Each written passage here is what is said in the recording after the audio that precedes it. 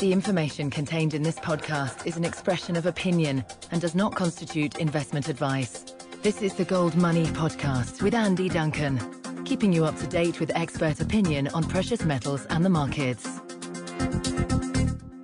Hello and welcome to this Gold Money Podcast with me, your host, Andy Duncan. Today I'm privileged to be talking to Dr. Paul Craig Roberts, who among many things was a former Assistant Secretary responsible for economic policy at the US Treasury under President Ronald Reagan. He was also an Associate Editor at the Wall Street Journal and he's currently Chairman of the Institute for Political Economy. Hello, Craig. Hello, Andy. On a recent King World News podcast, you painted this picture where the purchase of physical gold would be an obvious route out of a sky full of bubbles in bonds, banks and shares, but where you think the physical gold price is being manipulated downwards by all of the same people who are generating all of these bubbles. Do you think this is an ad hoc operation done in some kind of panic? Or has it been a systematic, cold-blooded scheme that's been going on for decades? And how much longer do you think they can keep the price of gold suppressed? Andy, I don't know how long it's been going on, but beginning early in April, it was obvious, I thought, that the Federal Reserve was involved and that the Federal Reserve was worried about the dollar's exchange value because the Fed has been creating 1,000 billion new dollars each year in order to support the Treasury debt issues and in order to keep the prices of debt-related derivatives on the large banks' books high. So by buying 1,000 billion dollars worth of Treasury bonds and mortgage-backed securities, the Federal Reserve has U.S. real interest rates in negative territory, which means high bond prices. That is their policy, their goal. But the unfortunate consequence is that the demand for the dollar is not growing by 1,000 billion each year.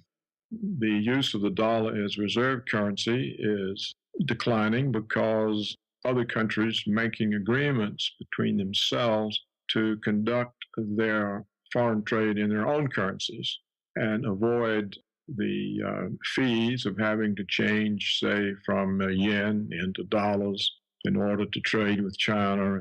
And the Chinese have to do the same thing and trade their currency for dollars so that they can conduct their foreign trade transactions. And so they can avoid all these fees by using their own currencies. So we see that this movement away from the use of the dollar, we don't see the American economy growing to anything like the extent of needing 1,000 billion new dollars, or the world economy. And so the Fed was nervous that they would lose control of interest rates if the dollar took a big hit in foreign exchange markets. But of course, the dollar was taking a big hit in gold and silver prices.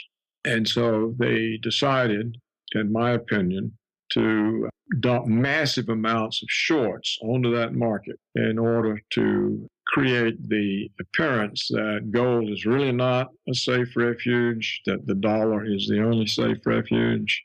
So this was a Fed policy. Now, of course, they conduct it through the bullion banks, and the bullion banks, of course, can turn it to their own benefit, because if you dump huge numbers of shorts on a market suddenly, you're going to trigger stop-loss orders, you're going to trigger margin calls, and so the shorting will be profitable for you because it will cause all kinds of other sales. And you can then buy up those, in other words, sales of ETFs, these allegedly gold-backed ETFs, where people speculate.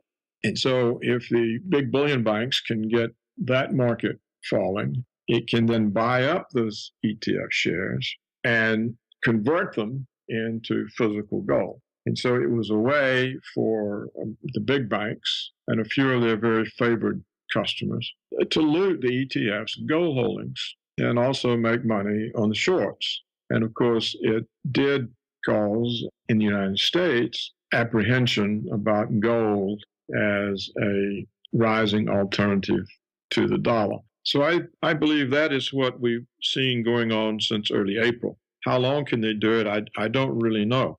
It's odd to me, not being a gold trader, that the price of physical metal is set in a futures market in which the contracts exceed the gold available in those markets to back them up.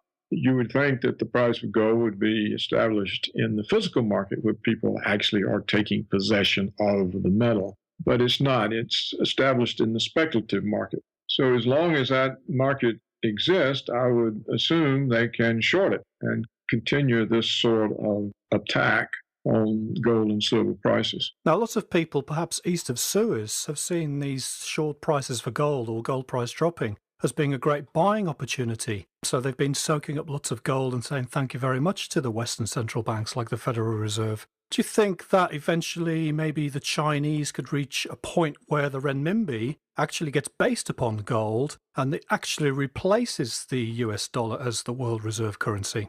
I suppose it could. I don't necessarily think that they need to back their currency with gold. I think that what will happen to the dollar is just too many of them being created for too long when the world was already afloat in dollars. You see, it's been the reserve currency since Bretton Woods, and it's had no gold backing since, I think, 1971. So there's a tremendous amount of dollars in the world, and there's a tremendous amount of dollar-denominated financial instruments. I think all of these holdings that other countries have are viewed as excessive, given the rate at which the Federal Reserve is printing money. As for a need for a reserve currency, I'm not sure one is needed any longer. You see, after World War II, there weren't any economies. The developed world was destroyed in the war. And of course, China was being taken over by Mao and the communists, and the Russian situation was disastrous. So the United States had essentially the only economy. So it was natural for the dollar to become the world money. But today there are many economies, many developed economies, and these countries have currencies that are as sound, if not sounder than the dollar, and that they're learning that they can trade with one another in their own currencies and that they don't need a reserve currency. So whether or not the Chinese currency will become a reserve currency and whether or not it would be backed with gold, I can't say. But I think the dollar's time is approaching its end because there are just so many of them. But the American economy has been offshored. And the basis for the economy is just not here anymore. When you move offshore, such a large percentage of your manufacturing and such a large percentage of your tradable professional service jobs like software engineering, research, development, you don't really have an economy. By moving those jobs offshore, you're destroying the basis for the consumer economy because the people lose the good incomes. The jobs are moved. And so the U.S. economy doesn't face a good future, and the dollar is in excess supply. So I think that the dollar's time is coming to a close. With all of these excess dollars that Mr. Bernanke's been printing in his kind of QE to infinity plans, James Turk's gold index has actually put the fair value of gold up at $12,000 an ounce. Do you think the Federal Reserve, as it's suppressing the price of gold, will actually allow a kind of managed decline where they'll kind of let the gold price creep up as it has over the last, say, 15 years? Or do you think they'll just keep whacking gold every time it gets to $1,900 and above, just to stop it hitting the magic $2,000 an ounce? Yes, I think they don't want a rising gold price because of the threat to the dollar. You know, if the dollar is losing value the way it was relative to gold and silver, it raises the question of the dollar's value to other currencies that aren't being printed in enormous quantities. And so I think the Federal Reserve will continue, if it has the means, to attack the precious metal prices in the paper future market. You see, they're also protecting the dollar in other ways. They now have prevailed on Japan to print the yen. So apparently the Japanese are even going to outdo Bernanke in their printing scheme. Which is quite something, isn't it? It is. But you see, it's another large currency, which could have taken some of the traffic from people who want to get out of dollars. But if it's being printed too, then it's not really an alternative to the dollar. And of course, I think Washington keeps the pot stirred for the euro. They keep that sovereign debt crisis going that makes people uncertain about the euro. That's another large currency. But that uncertainty also takes pressure off the dollar. And of course, it may end up that the European Central Bank is going to have to print a lot of money as well in order to bail out the private banks that didn't do due diligence when they lent to the so-called pigs. If they can remove alternative large currencies and also keep gold and silver under pressure, they can continue to print money. I think that they have to do that because they're afraid of the solvency of the big banks. When they deregulate these banks and they let them buy up other banks, they got such large entities that they are disturbed about the failure of one of these entities. And to keep them solvent, they keep the bond prices high because if interest rates are low on one investment, they're low for all. And in this way, they can keep the prices of the debt-related derivatives on the bank's books high. And so the banks look solvent or less insolvent. I think the Fed's idea is they need to keep this going for a long enough time for the banks to make money doing other things, that somehow their balance sheet evens out. But of course, the minute the Fed stops buying these bonds, the bond market is going to collapse. It's already a bubble. I mean, how can you have negative real interest rates when you're putting out $1,000 billion in new debt and in new money each year? It doesn't make any sense. And of course, the liquidity that the Fed pumps into the banks is not finding its way into the economy because the public is so indebted they can't borrow anymore. The banks won't lend to them. And so it's going into the stock market. So we have another bubble. We got a huge bubble in bonds, a huge bubble in stocks, and in my opinion, a big bubble in dollars, so that you've got three massive bubbles waiting to pop. And the minute the Fed stops what they call quantitative easing, the bond market and the stock market are going to pop. I think that's the lesson of central planning, isn't it? Where central planners keep trying to do all these things, but the law of unintended consequences means eventually they lose control and these bubbles pop and everything goes horribly wrong. They have the British pound under control, they've got the euro under control, they've even got the Swiss franc under control and the yen under control, and they've attacked the precious metals to keep those under control. But eventually these things will pop and will go into what Doug Casey calls a Greater Depression, I think. If you were still at the US Treasury and President Obama came to you tomorrow and said, Dr. Paul Craig Roberts, I want you to give me a plan of action to get us back onto an even keel, what would you advise him to do right now? Well, I haven't given this any thought because there's not any chance he's going to come ask me that. But clearly... I'm just going to wave a magic wand and we'll pretend that he is. The deregulation of the financial system on the mistaken belief that markets were self-regulating, this was a strategic error, unimaginable size, because out of that didn't come libertarian nirvana.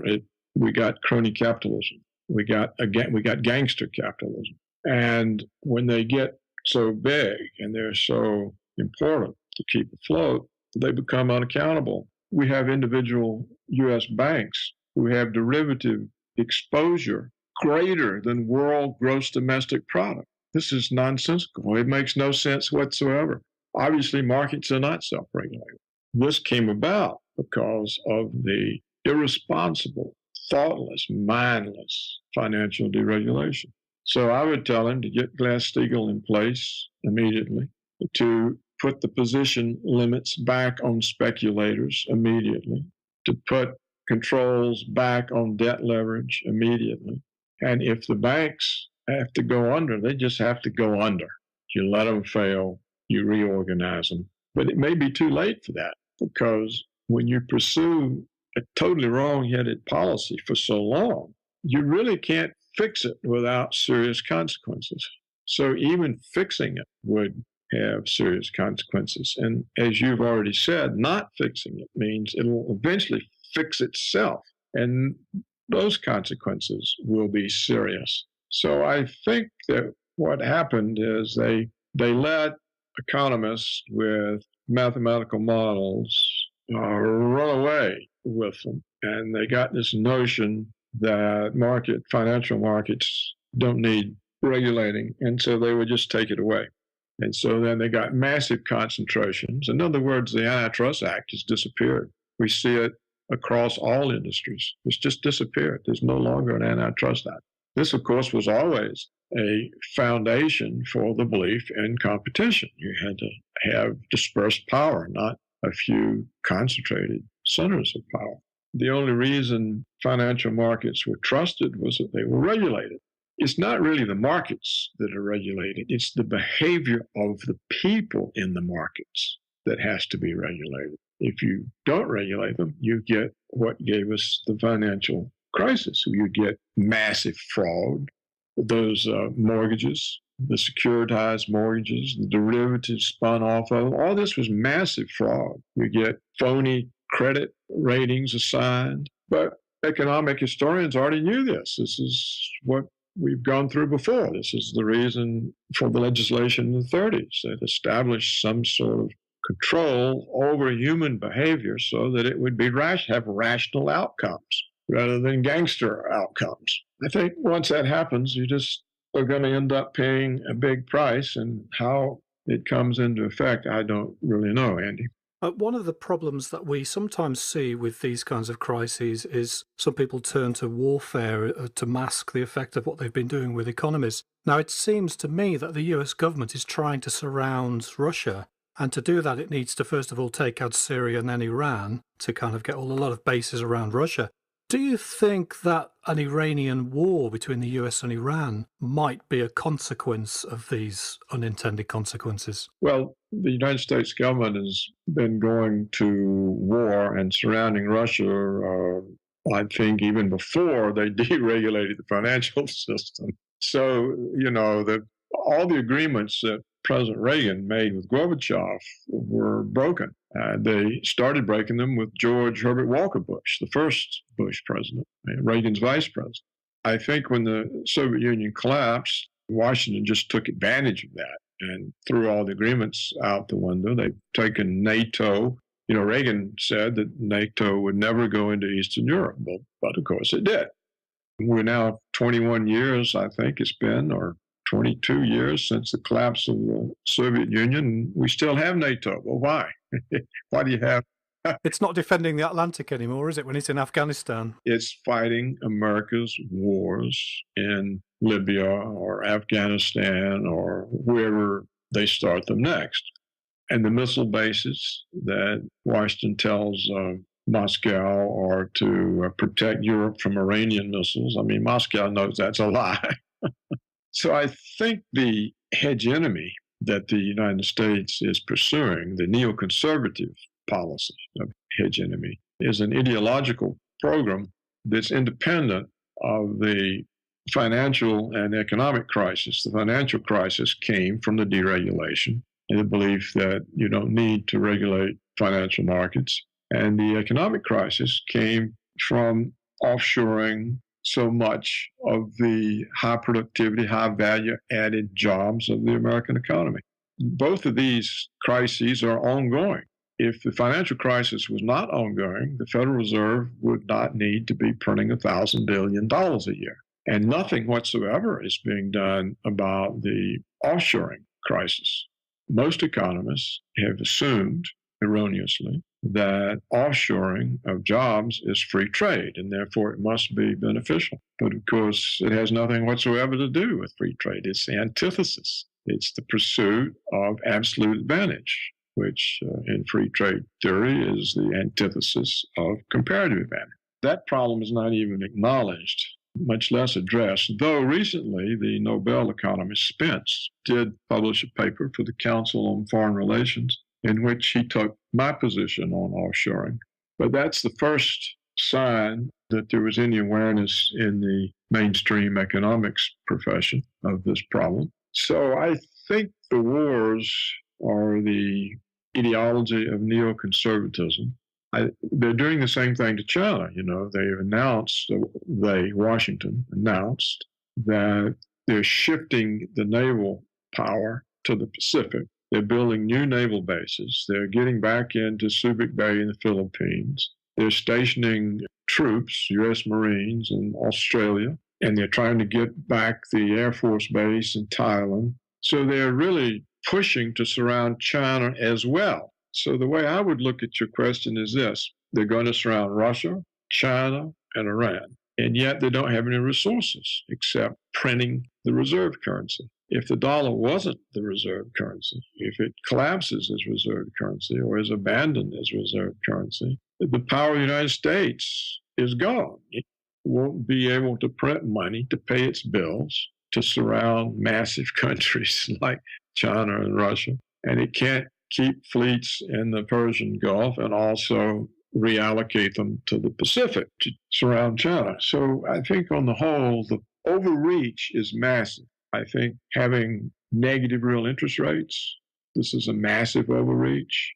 Trying to have this type of a military presence is a massive overreach. And allowing corporations to make short-term profits by substituting cheap foreign labor for American employment, this is an overreach. So when you look at these things, you see every sign of collapse is just waiting to happen. If you look at the United States, there's no sign of any strength anywhere. There are no jobs. As I have demonstrated for at least a decade, the economy has lost the ability to produce jobs that pay well. The only jobs that the U.S. economy can produce are low-income, domestic, non-tradable services. Most of the jobs are in waitresses, bartenders, hospital orderlies, and retail clerks. This is not the labor force of a superpower or of a developed country. It's the labor force of a third world country whose employment is in non-tradable domestic services. The United States has been like that for at least a decade. This is just not a picture of a country that is going to succeed, and certainly not going to continue being a reserve currency or calling shots in the world. It's overextended in every way.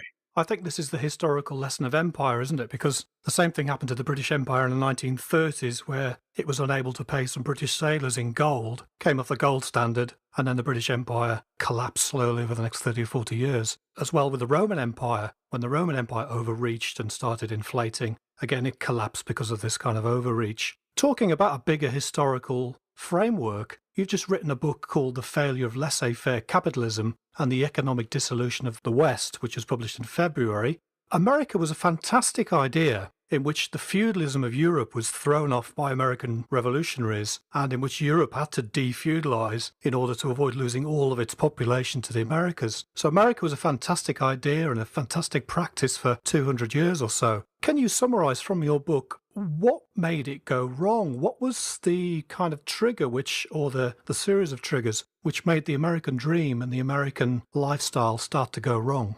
Well, I think it was the collapse of the Soviet Union. When the Soviet Union collapsed, we then had this ideology, the end of history, that there's no alternative to American democratic capitalism. This was the line. I think the Soviet collapse caused socialist India and communist China to reassess. And they did, and consequently, they opened their massive labor supplies to the West. And at the same time, Wall Street is putting pressure on every American corporation to increase its earnings, or we're going to sick takeover firms on you. And also, Congress legislated that you couldn't pay a CEO more than $1 million a year and have it a deductible business expense unless it was performance related. So all the incentives then was to replace American labor at $25 an hour with Chinese labor at 25 cents an hour. Jobs just began streaming out of the country. The big American corporations produce the goods and services they market to Americans in China and India. They produce these goods and services with foreign labor. And so this cuts Americans off from the incomes associated with the goods and services that they consume. So it's eroding the consumer economy. If you look at real retail sales, they're negative. They're not growing.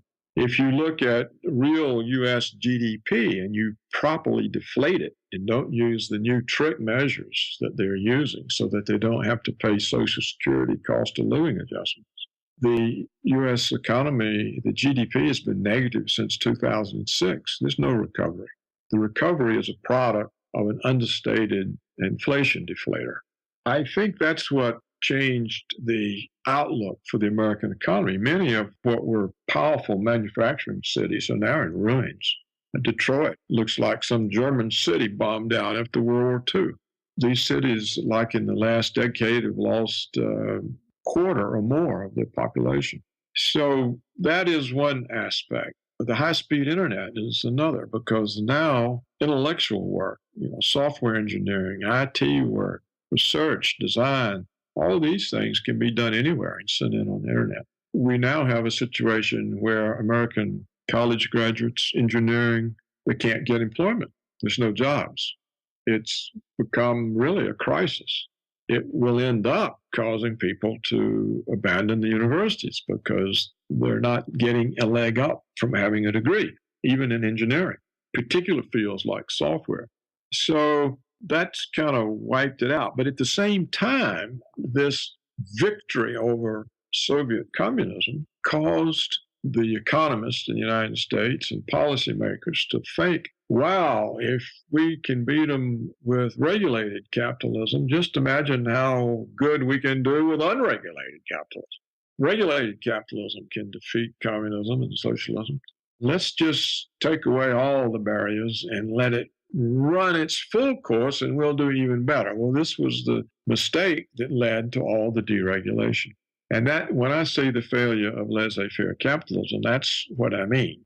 Obviously, we don't have it now, but we've had 25 years of deregulation here in the UK, in France. I mean, I was central in the French deregulation. That's why they gave me the Legion of Honor and privatization. Libertarians forget that we've had a quarter century of strong deregulation. The result is not what we thought it would be, me included.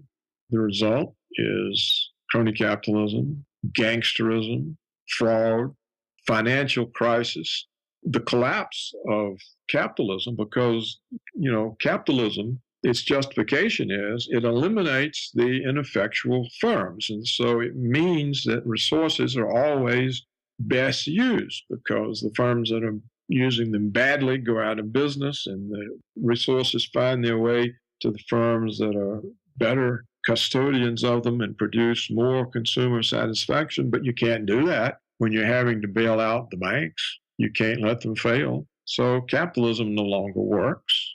And the other justification of capitalism is that profits are a sign of consumer welfare.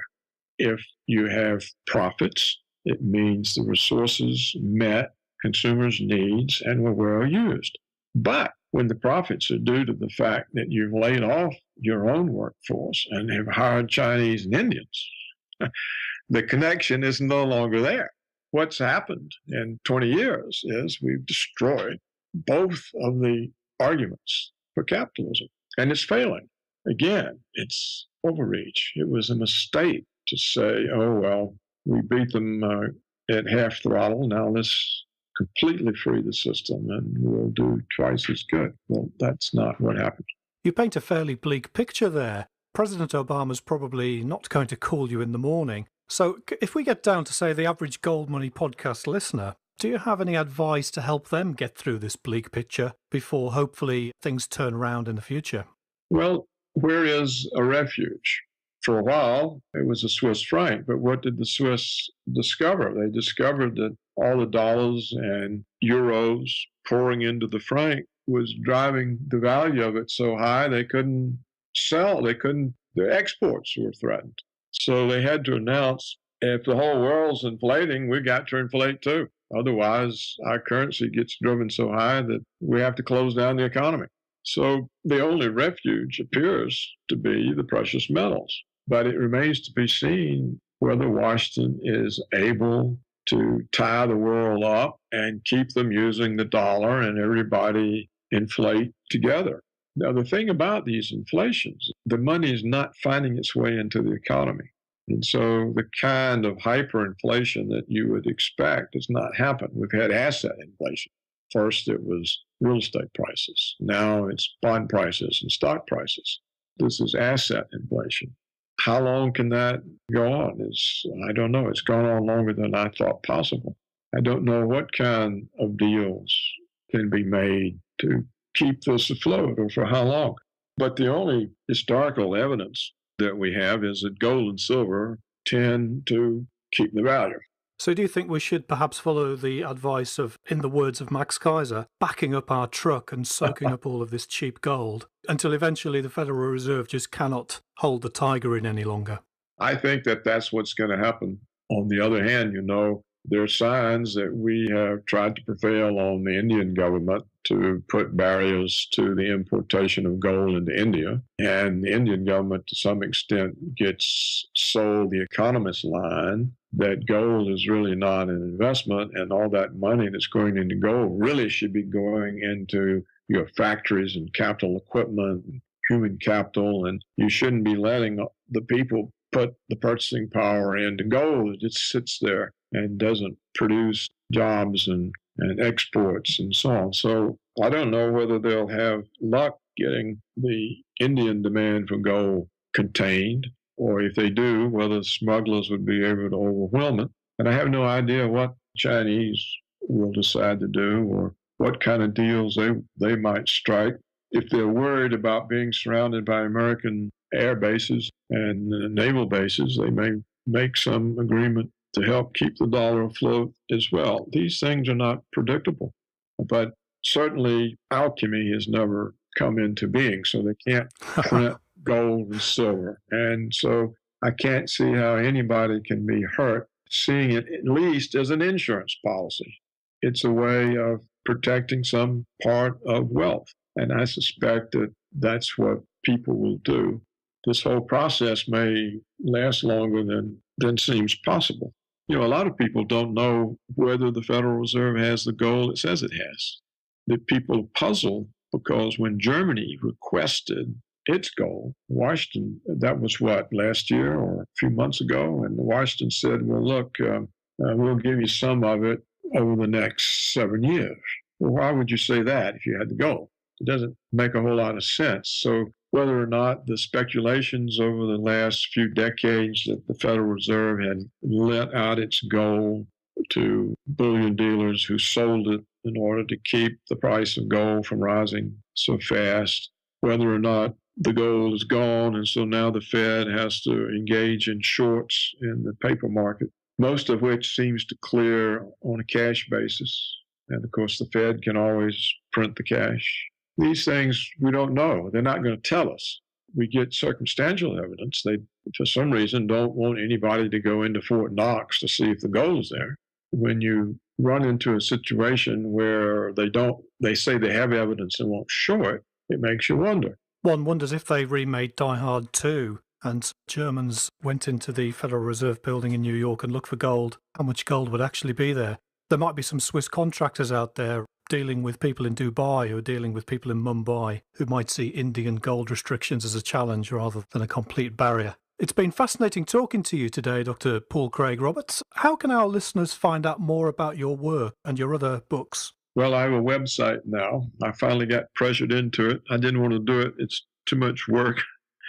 It is simply www.paulcraigroberts.org. And I post 2 or 3 columns a week, and there's some archives. They're not complete by any means, but there's some archives there going back some few years, and the books are listed there. The latest is the one you said, The Failure of Laissez-Faire Capitalism. This isn't written as a pro-government book. I was Reagan's assistant Treasury Secretary. I was a distinguished scholar at the Cato Institute, the big libertarian think tank in Washington. And as I said, I helped the French government in the 80s privatize industry. So I was all in favor of that sort of free market notion, but it overlooks human nature. It's an idealistic model that doesn't really capture the way people behave when they have those choices. If there's no regulation on their behavior and essentially nothing is illegal, then crime takes over. That book is available as an ebook. It's also available in print. It's also available in the German language, and it's coming out in the Chinese language, and I believe it's going to be a Russian language. Crikey, a lot of languages. And what it does, it shows the failures of economic theory, not just the ones we've talked about, but sort of a general approach. It shows the successes, where the successes are. It shows where the failures are. And it shows that policies based on those failures have to fail as well. So if you have a failed theory and you're making policy on that basis, then you're headed down the tubes. It also shows that a lot of economics, or actually most of it, is empty world economics. It grew up at a time when nature's resources were abundant relative to man-made capital. And so that's where a lot of theory originated. But today you have a full world in which man-made capital is very abundant and nature's capital is running out, particularly the sinks for disposal of waste. And the GDP accounts, of course, don't price the external costs, and they don't price the value of nature's resources, except the extraction cost. So we've entered into an era where we don't really know if the output is economic. It may be uneconomic because the cost of nature's capital is not in it, and all the external costs or social costs of production are not in it. For example, take something like fracking in the United States. They now claim, we have 100 years of oil and gas, and all we have to do is pump millions of gallons of water laced with all kinds of chemicals under high pressure into the ground and crack the rocks, and this stuff rises up. Well, what it does, it pollutes all the aquifers, all the surface water. They're going to end up destroying the water resources of the country. And then where are you? I mean, see, you're worse off. So all of these things are not in the cost of fracking. They just say, oh, look, we've got valuable oil and gas. Well, what was the cost of getting it? You destroyed this aquifer, this river. Those things are not measured. And so we don't really know whether economic growth is economic. It may be uneconomic. And the accounting systems aren't adjusted to the nature of the world. You know, there was a time when fish in the ocean were plentiful and fishing boats were not. Well, today it's the other way around. There's plenty of fishing boats, but fish in the ocean are going away. So those kinds of adjustments, economists haven't got their mind around it. And one of the reasons, and we're going on maybe too long, but this is important. The production function that economic theory uses is the Solow-Stiglitz production function. And it assumes that man-made capital is a perfect substitute for nature's capital. Well, this is an absurdity, but that's the assumption. So what that means is there are no natural resource limits to growth. But how do you have infinite growth in a finite system? The resources aren't infinite. And so just looking at the production function itself, you can see economic theory is just completely wrong. It makes no sense. It's a contradiction in terms. Man-made capital is not a substitute for nature's capital. They're complements. They're not substitutes. And so you can't make the assumptions that are made, and yet they continue to make them. Well, these are the kind of things the book goes into, and it does it in a readable way. You don't have to be a Nobel laureate to be able to read the book. Well, I can tell our listeners that the website does have some fantastic and fascinating articles on it on a regular basis. Thank you very much for your time today, Dr. Paul Craig Roberts. I enjoyed talking to you, Andy, and I appreciate your interest. Subscribe to the Gold Money newsletter at www.goldmoney.com to to receive email updates on new articles, videos, and iTunes podcasts from our Gold Research section.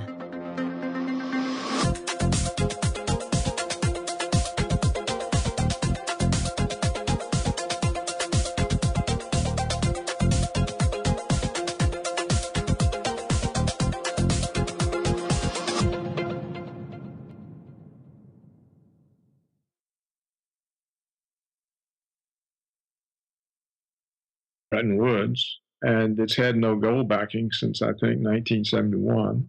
So there's a tremendous amount of dollars in the world, and there's a tremendous amount of dollar-denominated financial instruments. I think all of these holdings that other countries have are viewed as excessive, given the rate at which the Federal Reserve is printing money. As for a need for a reserve currency, I'm not sure one is needed any longer. You see, after World War II, there weren't any economies. The developed world was destroyed in the war. And of course, China was being taken over by Mao and the communists, and the Russian situation was disastrous. So the United States had essentially the only economy. So it was natural for the dollar to become the world money. But today there are many economies, many developed economies, and these countries have currencies that are as sound, if not sounder than the dollar, and that they're learning that they can trade with one another in their own currencies and that they don't need a reserve currency.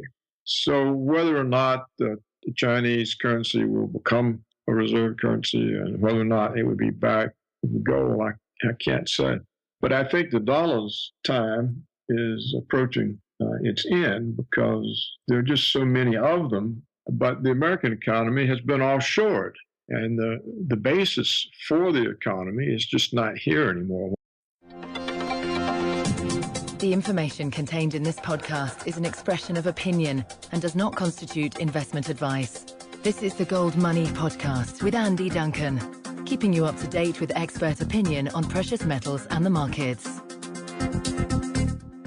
Hello and welcome to this Gold Money Podcast with me, your host, Andy Duncan. Today I'm privileged to be talking to Dr. Paul Craig Roberts, who among many things was a former Assistant Secretary responsible for economic policy at the US Treasury under President Ronald Reagan. He was also an Associate Editor at the Wall Street Journal, and he's currently Chairman of the Institute for Political Economy. Hello, Craig. Hello, Andy. On a recent King World News podcast, you painted this picture where the purchase of physical gold would be an obvious route out of a sky full of bubbles in bonds, banks and shares, but where you think the physical gold price is being manipulated downwards by all of the same people who are generating all of these bubbles. Do you think this is an ad hoc operation done in some kind of panic, or has it been a systematic cold-blooded scheme that's been going on for decades? And how much longer do you think they can keep the price of gold suppressed? Andy, I don't know how long it's been going on, but beginning early in April, it was obvious, I thought, that the Federal Reserve was involved and that the Federal Reserve was worried about the dollar's exchange value because the Fed has been creating 1,000 billion new dollars each year in order to mention about gold as a rising alternative to the dollar. So I believe that is what we've seen going on since early April. How long can they do it? I don't really know.